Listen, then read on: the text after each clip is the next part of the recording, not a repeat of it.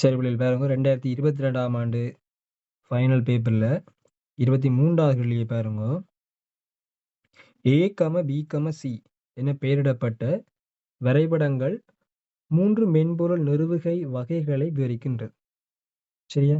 அப்ப நாங்கள் மென்பொருள் நிறுவுகை வகைகள் படிச்சு நாங்கள் என்னென்ன நேரடி, அடுத்தது கட்டங்கள், கட்டங்களாக நிறுவுதல், அடுத்தது முன்னோடி, அடுத்தது இதுல என்ன உண்டு சமாந்தரம். சரியானே? ரைட் பாப்போம். சரி முதலாவது பாருங்க. முதலாவது என்ன நடந்திருக்குது? பழைய முறைமையை நிறுத்திவிட்டு அப்படியே என்ன நடக்குது? புதிய முறைமை வருது. சரியானே? அப்ப அது என்ன வரப்போகுது? நேரடியாக வரும். சரியா? ரைட். அடுத்து 2வது பாருங்கோ. பழைய முறைமை இருக்குது. அப்படியே படிப்படியா பழைய முறைமை இல்லாமல் போய் படிப்படியா புதிய முறைமை என்ன செய்யுது? வருது. அப்ப என்ன வரப்போகுது? கட்டங்களில் அமைந்தது என்று வரும்.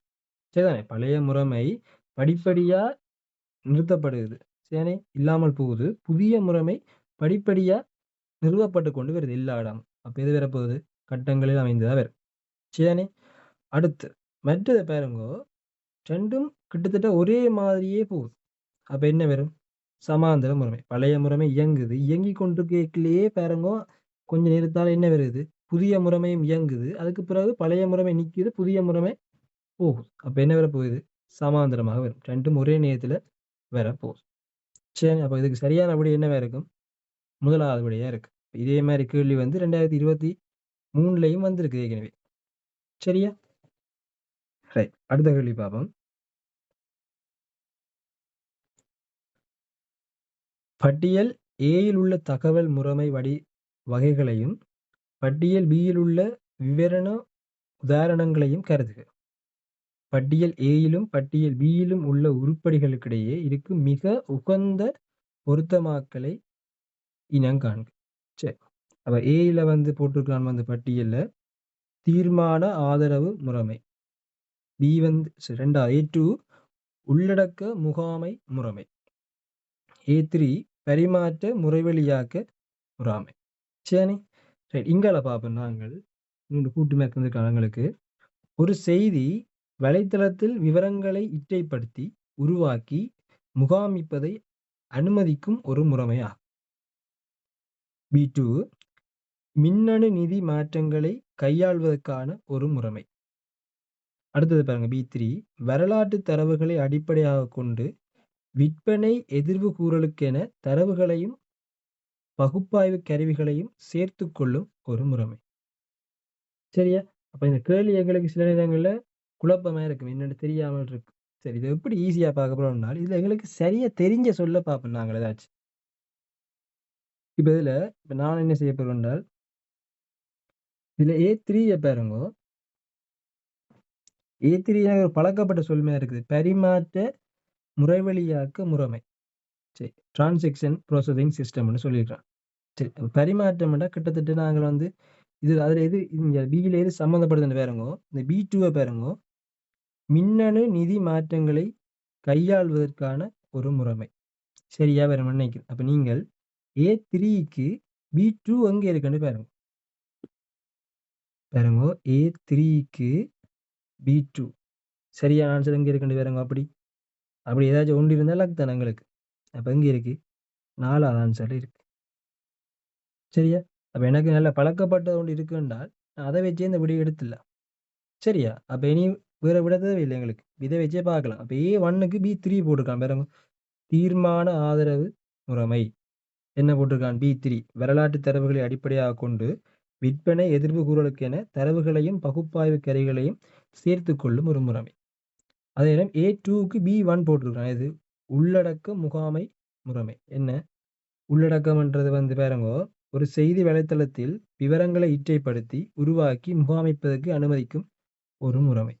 இதுதான் வரும். என்னென்றால் இப்போ ஒரு நியூஸ் வெப்சைட் எடுத்தோம்னால் அந்த நியூஸ் வெப்சைட்ல செய்திகளை போடுறதுக்கு வந்து அட்மின் நிறைய பேருக்கு அந்த பவரை கொடுத்துருப்பேன்.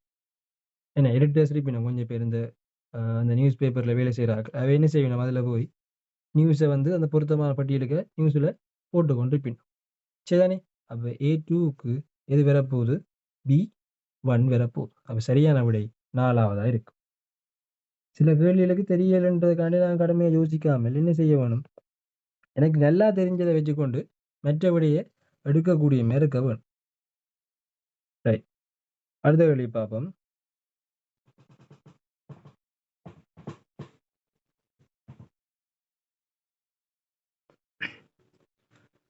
முறைமை விருத்தி வாழ்க்கை வட்ட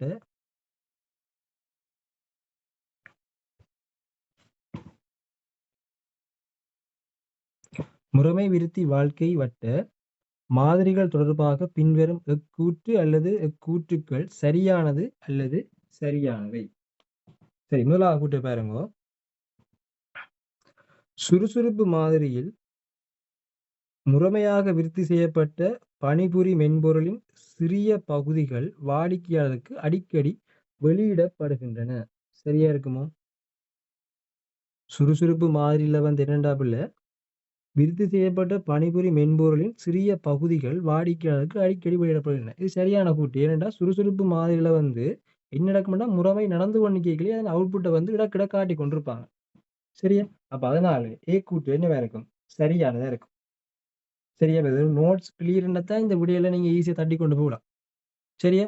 ரைட். அடுத்தது பாருங்க. நீர்வீழ்ச்சி மாதிரியில் தேவைகளிலான பிந்திய மாற்றங்களுக்கு எளிதாக இடமளிக்கலாம். சரியோ? இல்ல. பிந்திய மாற்றங்களை வந்து இதுல இடமளிக்க முடியாது. முதலே சொன்னா நீர்வீழ்ச்சி மாதிரியத்துல வந்து ஸ்டார்ட் டு எண்ட் வரைக்கும் ஓடல நடக்கும். அப்ப நாங்கள் எது மாற்றங்கள் செய்யணும்னா செய்ய இயலாது. அப்ப அந்த கூட்டு என்னவா இருக்கும்? பிழையா இருக்கு. ஏன்னா இடம் அளிக்கலாம்னு தந்திருக்காங்க உங்களுக்கு. இடம் அளிக்க முடியாது. அப்ப பி கூட்டு என்னவா இருக்கும்? பிழையா இருக்கு. சரியா? அடுத்தது பாருங்க. மூலவகை மாதிரியை வாடிக்கையாளர் இடைத்தாக்கமின்றி செயற்படுத்தி பார்க்க முடியும். அதுவும் பிழை. ஏனென்றா மூலவகை மாதிரின்றது வந்து நாங்கள் வந்து ஒரு பெரிய ஒரு முறைமை செய்ய போறோம். அதுல சாம்பிளை கொண்டே காட்ட போறோம். ஏன்னா அதுல வந்து வாடிக்கையாளரும் வந்து என்ன செய்ய வேணும்? அதுக்குள்ள சம்மந்தப்பட வேணும். அவரும் தானே இன்புட்ஸை கொடுப்பேன். அப்ப அதுல வாடிக்கையாளரும் என்ன செய்ய வேணும்? இடைத்தாக்கம் கொடுக்க வேணும். அப்ப இந்த இடைத்தாக்கமின்றி என்று போட்டிருக்கான். அப்ப சி கூட்டு என்னவா இருக்கும்? பிழையா இருக்கும். அப்ப இதுக்கு எது மட்டும் சரியான கூட்டு? ஏ மாத்திரம்தான் சரியான கூட்டா இருக்கும். சரியா?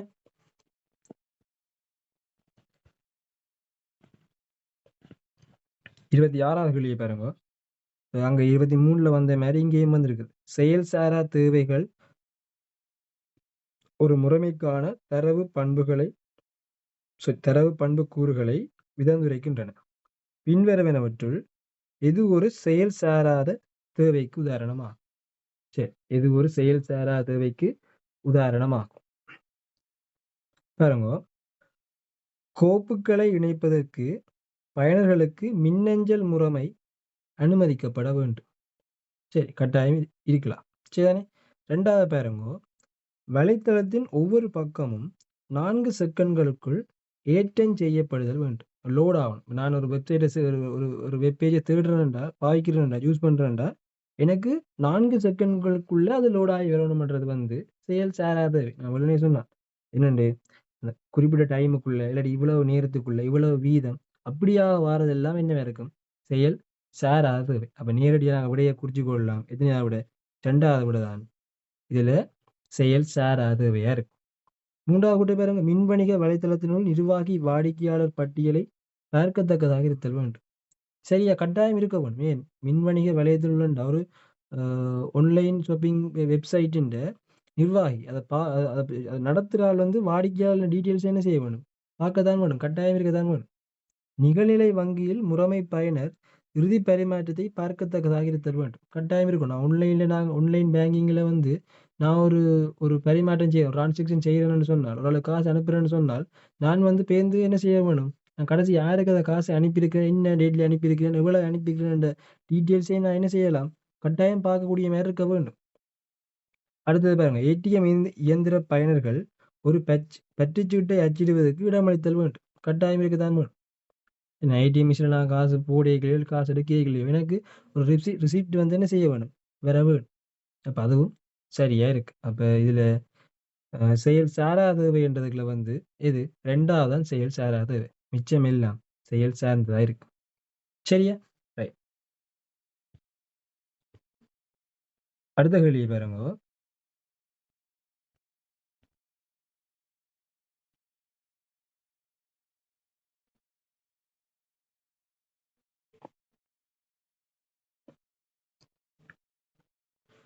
தரவு பாய்ச்சல் மாதிரியமாக்கல் பற்றிய நெறிகள் குறித்து பின்வரும் எந்த தரவு பாய்ச்சல் வரைபடம் சரியானதுன்னு கேட்டிருக்கு.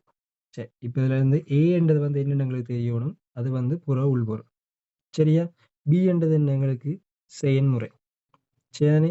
C என்றது வந்து தரவு சேமிப்பது, தரவு களஞ்சியம்னு சொல்லுவோம். இதுல வந்து இப்ப ஒரு புற உள்பொருள் வந்து நேரடியா யாரோட தொடர்புல இருக்கலாம்? நேரடியாக வந்து ஒரு செயன்முறையோட தொடர்புல இருக்கலாம். ஆனால் ஒரு தரவு உள்பொருள் வந்து நேரடியாக தரவு களஞ்சியத்தோட தொடர்புல இருக்க முடியாது. அப்படி பார்த்தால் எனக்கு 2வது விட வந்து பிழையான விடையா இருக்கும். ஏன்? ஒரு உள்பொருள் நேரடியாக ஒரு தரவு களஞ்சியத்தோட என்ன செய்ய இயலாது? தொடர்புல இருக்க முடியாது. அதே மாதிரி தான் பாருங்க, 3வது விடையும் பெறாது. ஏன்? ஒரு தரவு களஞ்சியத்தில இருந்து உள்பொருளுக்கு தரவு பெறாது. அதே மாதிரி 4வது விடையும் பெறாது. 5வது விட நேரடியாவே ஒரு உள்பொருள் வந்து தரவு களஞ்சியத்துக்கு செல்லும். இல்ல. அப்ப எத்தனையாவது ஆன்சர் வரும்? சரியான ஆன்சர் 1வது தான் இருக்கும். சரியா? ஒரு புற உள்பொருள் பாருங்க நேரடியா இங்க செயன்முறைக்கு போகுது. செயல்முறை என்ன செய்யுது? இதன் தரவுகளை கேட்டால் அது தரவு களஞ்சியத்தில் இந்த தரவுகளை தேடி பிறகு என்ன செய்யுது? தரவு களஞ்சியம் தரவை கொடுக்குது. கொடுக்க செயல்முறை யாருக்கு அனுப்புது? திருப்பி உள்பொருளுக்கு அனுப்புது. அப்ப எது வரும் சரியான விட 1வதா இருக்கு. அடுத்த கேள்வியை பார்ப்போம்.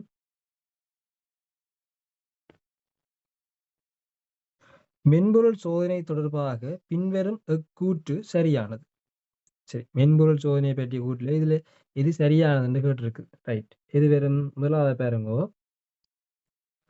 வழக்கமாக அலகு சோதனையின் முன்பாக ஒருங்கிணைக்கப்பட்ட சோதனை நிறைவேற்றப்படும். இது பிழை. அலகு சோதனை முடிஞ்சா பிறகுதான் ஒருங்கிணைப்பு சோதனை நடைபெறும். அப்ப 1வது கூற்று வராது. சரியா? ரைட். 2வது பார்ப்போம். வழக்கமாக ஏற்புடைமை சோதனையின் கருப்பு பட்டி சோதனை உத்திகள் பயன்படுத்தப்படும். ஏற்புடைமை சோதனையில கருப்பு பட்டி சோதனை அந்த உத்தி பயன்படுத்தப்படுறது. ரைட். இதை பார்ப்போம் நாங்கள். வெண்பட்டி சோதனை, சரி, வெண்பட்டி சோதனை, கருப்பு பட்டி சோதனை 2 இருக்கு. வெண்பட்டி சோதனைன்றது வந்து அங்க வந்து குறிமுறையாக்கம் பற்றிய அறிவு தேவை. சரிதானே? அது வந்து எங்கட முறைமைண்ட உள்ள உள்ள முறைமைண்ட உள்ள இருக்கிற வந்து முழு குறிமுறையும் என்ன செய்யப்படும்? சோதிக்கப்பட வேண்டும். அப்ப வெண்பட்டி சோதனை யார் செய்வார் என்றால் அந்த முறைமையை விருத்தி செய்கிறவரான் செய்வார். கருப்பு பட்டி சோதனை யார் செய்வார் என்றால் அவருக்கு வந்து குறிமுறையாக்க சம்பந்தமான அறிவு ஒன்றுமே அந்த அந்த முறைமையின் உட்கட்டமைப்பு சம்பந்தமான அறிவு ஒன்றுமே தேவையில்லை. இந்த இன்புட்டை கொடுத்தால் இந்த அவுட்புட் வருது ஒன்று பார்க்கறது தான் வெண்பட்டி சோதனை. சரி, கருப்பு பட்டி சோதனை. வெண்பட்டி சோதனைன்றது வந்து முழு உள்ளடக்கமும் என்ன செய்யணும்? செக் பண்ணப்படும். சரிதானே? அப்ப கருப்பு பட்டி சோதனைன்றது வந்து பயனரால் மேற்கொள்ளப்படும். ஏற்கனவே தெரியும் எங்களுக்கு ஏற்புடைமை சோதனைன்றது வந்து பயனரால் மேற்கொள்ளப்படுது கடைசியா. அப்ப அது கருப்பு பட்டி சோதனைக்கு தான் பெறப்போகுது. அப்ப 2வது கூற்று என்னவா இருக்கும்? சரியா இருக்கு. சரிதானே? 3வது கூற்று பாருங்க வேணுமெண்டா. முறைமையொன்றுக்கு வழங்கும் உள்ளீடுகளை மாத்திரம் அடிப்படையாகக் கொண்டு ஒரு மென்பொருளின் நடத்தையை வெண்பட்டி சோதனை பரிசீலிக்கின்றது. உள்ளீடுகளை மாத்திரம் பயன்படுத்தி வெண்பட்டி சோதனை செயற்படுத்தப்படுறதில்லை. அங்கு முழு குறிமுறையும் என்ன செய்யப்படும்? செக் பண்ணப்படும். சரி, உட்கட்டமைப்பு எல்லாம் செக் பண்ணப்படும். உள்ளீடுகளை மட்டும் பயன்படுத்தி டெஸ்ட் பண்றதா இருக்கும். கருப்பு பட்டி சோதனையா இருக்கு. அப்ப 3வது கூற்று பிழை. 4வது பாருங்க. அலகு சோதனை முழு முறைமையது செயற்பாட்டையும் முழுமையாக பரிசீலிக்கின்றது. இல்ல, அலகு சோதனைக்கு பிறகு ஒருங்கிணைப்பு சோதனை வந்துதான் முறைமை சோதனை வரும். அப்ப அதுவும் பிழையான கூற்று. 5வது பாருங்க. வழக்கமாக பயனர் ஏற்புடைமை சோதனைக்கு பின்னர் முறைமை சோதனை நிறைவேற்றப்படும். ஏற்புடைமை சோதனைக்கு பின்னர் தான் முறைமை சோதனைன்றது வந்து என்னவா இருக்கும்? பிழையான கூற்று. முறைமை சோதனைக்கு பிறகுதான் எது வரும்? ஏற்புடைமை சோதனை. ஆகவே இதுக்கு சரியான ஆன்சர் தான் இருக்கும் 2வதா இருக்கும். சரிதானே?